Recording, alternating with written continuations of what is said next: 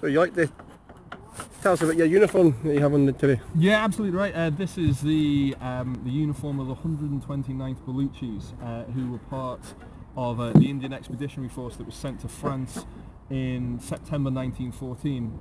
At the start of the war, they actually arrived in Marseille wearing the sort of khaki drill jackets that they've been used to wearing, you know, on home service as it was to them. Landed at Marseille and went immediately into action. The British officers sometimes would wear the kurta, which is this the long shirt, and the kulon, which is the cone, and the pagri, depending on the religion of the regiment. The Baluchis were predominantly a Muslim regiment, but there were obviously a lot of Sikh regiments as well, so that the British officers would adopt the customs, adopt the language, if not the religion of the men that they were leading into battle, and they were absolutely superb in battle, an incredible force.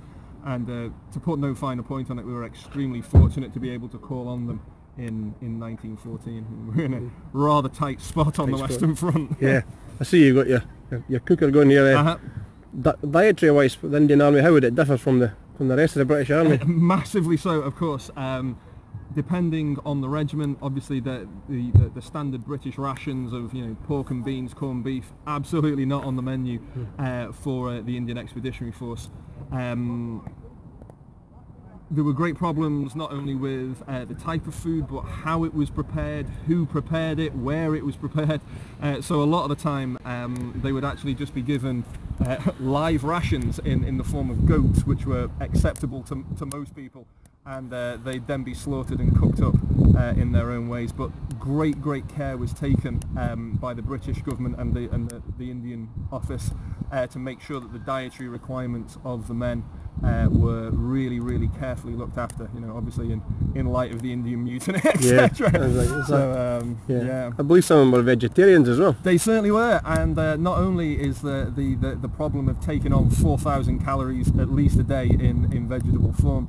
Obviously, for the Baluchis at Ramadan, you know, there are going to be entire days where they obviously can't eat or drink during daylight. So there were lots and lots of supply problems from that as well, and they managed it. Yeah. No, it's a wee bit nippy here today because it's getting near November. How did the Indian troops cope with the European weather? Honestly, not that badly. You'd certainly think that the men coming from India would suffer.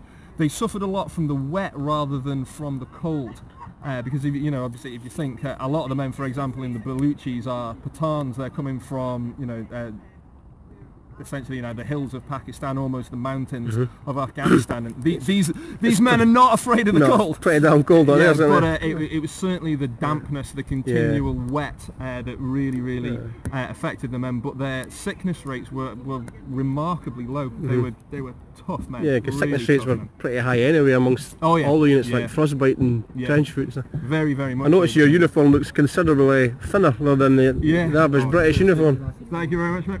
That can't be very warm on it. Well, I've got a good standard issue, army issue woolen shirt underneath it, which is helping considerably today. And standing in front of this, might be a reason why I've decided to opt to get a little fire going. Of course, as being an officer, you don't have menial work to keep you warm. Absolutely not. We won't have any of that going. Absolutely not. Yeah. Okay. Thanks very much, then.